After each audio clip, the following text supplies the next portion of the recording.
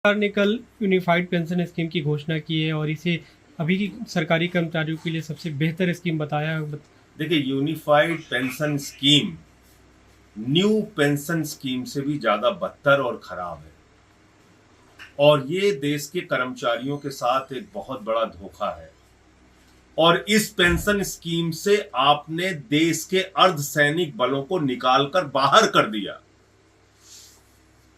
वो इस दायरे में नहीं आएंगे। देश के पैरामिलिट्री फोर्सेस इस दायरे में नहीं आएंगे क्योंकि उनकी 25 साल की सर्विस होती ही नहीं। तो जब उनकी 25 साल की नौकरी होगी तभी आप यूनिफाइड पेंशन स्कीम का लाभ उनको देंगे, वरना 10,000 रुपए की पेंशन उनको मिलेगी।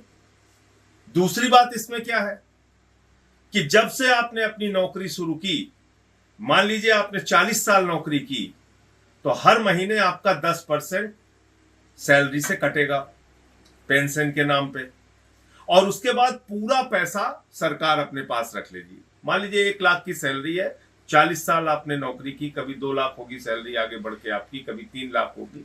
जितना पैसा आता है 10% के हिसाब से वो पूरा का पूरा पैसा सरकार रख लेगी अपने पास।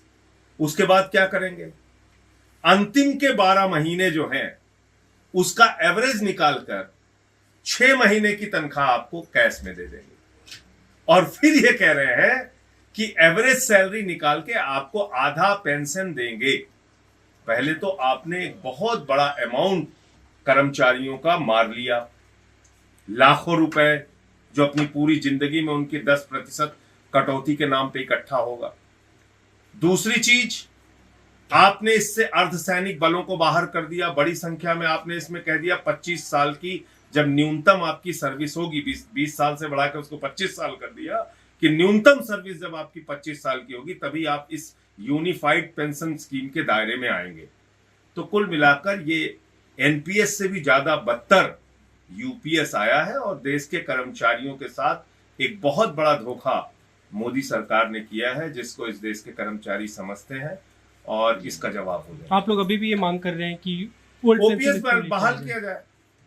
भाई, पुरानी पेंशन स्कीम बहाल करने में आपको क्या समस्या है?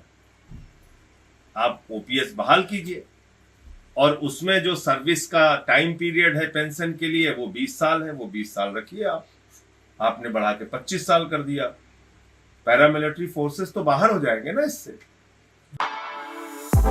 For exclusive and insightful videos, subscribe to our new channel ABP Live Premium.